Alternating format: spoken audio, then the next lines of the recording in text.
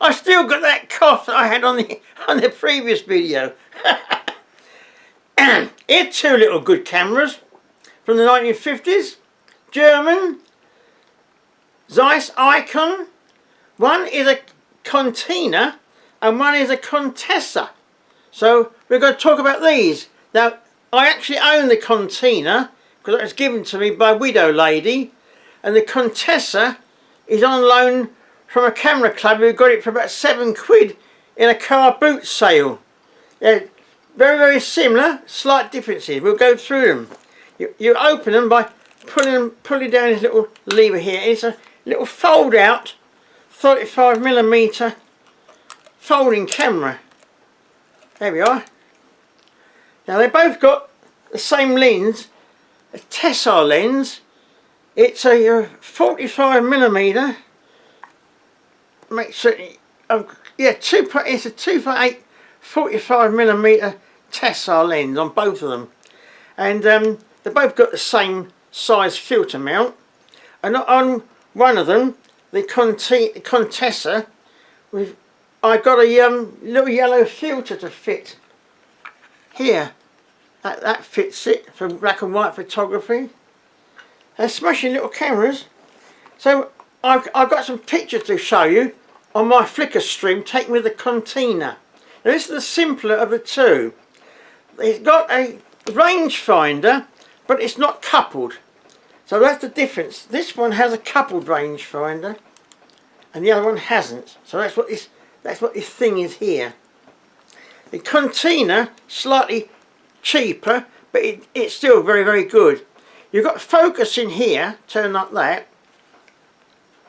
and you look through the very, very small little window at the back here with the round one, and you can't do it with your glasses on, you've got to take them off, because that is the rangefinder adjustment. You look through and turn the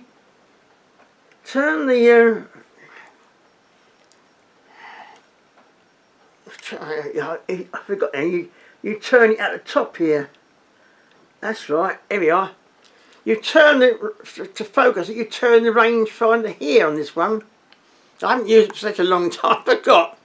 Then you notice where the distance is, so that's 2.5 meters, and then you have to set that distance on the focusing scale here to 2.5 meters against the little black index. So that is the difference. This is more simple, but it does the same job. This is the range, so that's the rangefinder here, and on this one you just turn the focusing screen, and it's got a little knurled ring here to help you do that. Turn that. You look through the minute little window again, and you can see the two images of the rangefinder in that one window, because this little gadget here puts an image onto the rangefinder window in there of the subject, and then that's your secondary image there. So it is beamed across by a beam splitter inside. So the little circular rangefinder bit you see comes out in a tiny little viewfinder at the back. And you see your rangefinder patch, and then you just turn that, and it's coupled, you see, whereas the other one is uncoupled. So they've got, also this one has an exposure meter. It'll be a selenium cell, and you have to open it up here. I haven't actually tried this. I don't think it's working actually. It's so old. The selenium cell is gone, and you have to set the sensitivity of your film, the ASA, say at 100, and then you turn it down towards the ground, and you turn the aperture ring until a needle lines up in here with a shutter speed, and when it's coincident you get the right exposure, but it's not working, unfortunately.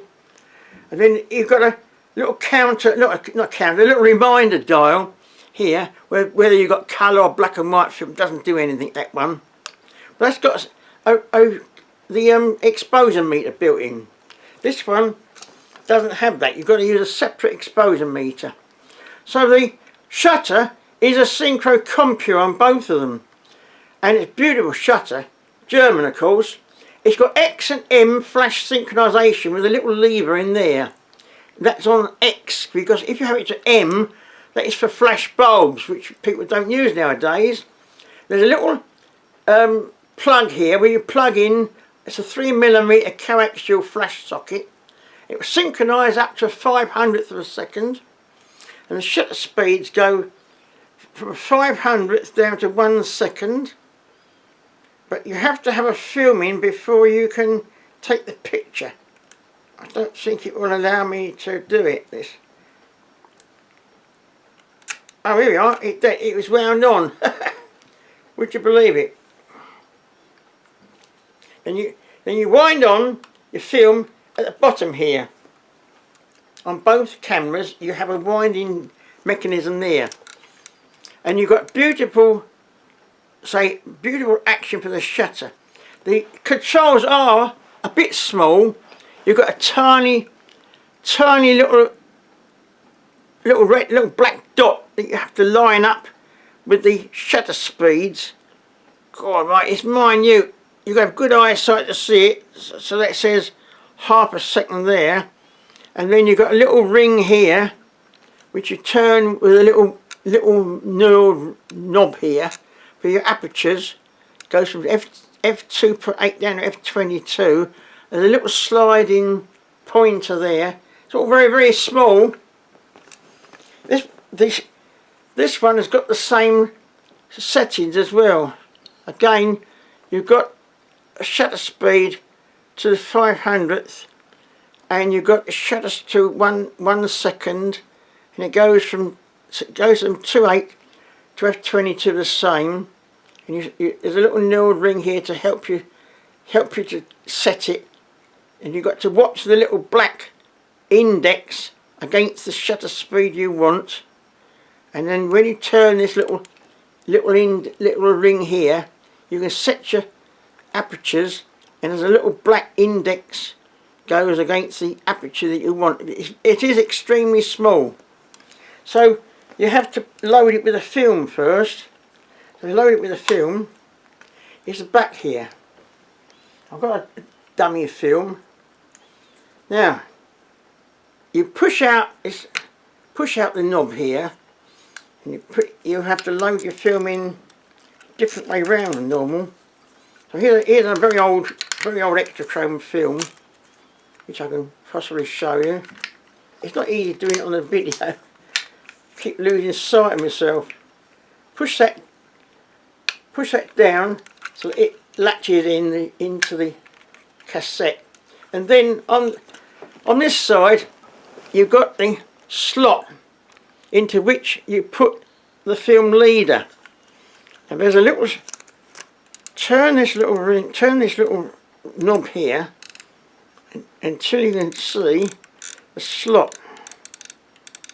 Ah, there we are. And there's a little peg which comes up, so then you can, if it's with difficulty, fit that film in that little slot and make certain the sprocket hole goes onto the little peg, and then make sure it's like that. And you can turn that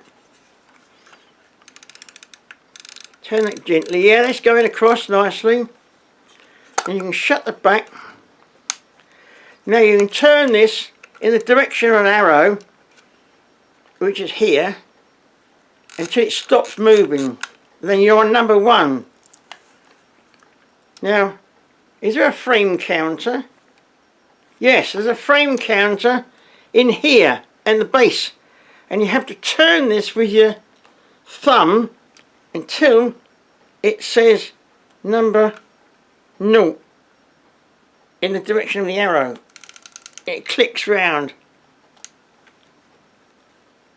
There we are. You've got to turn it till it says.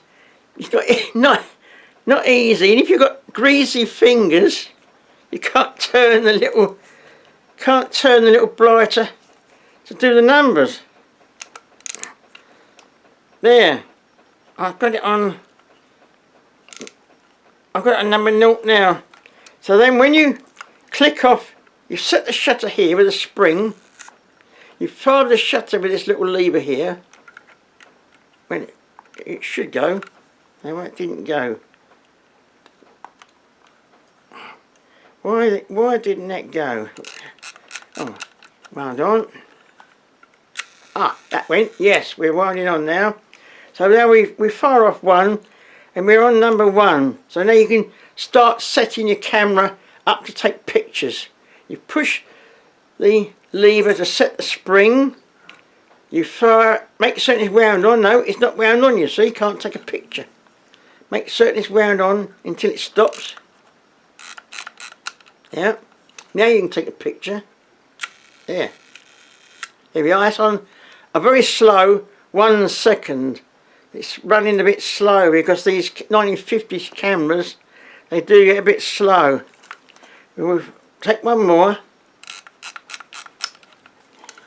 Set the shutter spring, and that's a faster speed.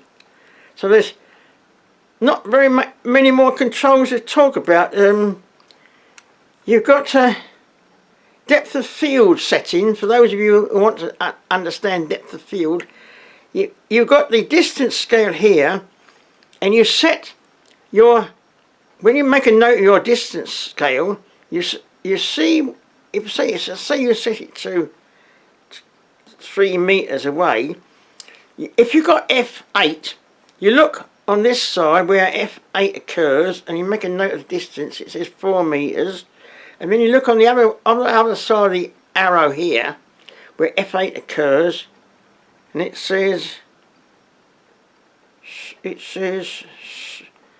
5 meters. So everything between 5 meters and 4 meters will be, and was it 14 meters, will be acceptably sharp. It's acceptably sharp. So you have to be really accurate, really. Anyway, this is a CONTINA, and it's the similar one for the CONTESSA.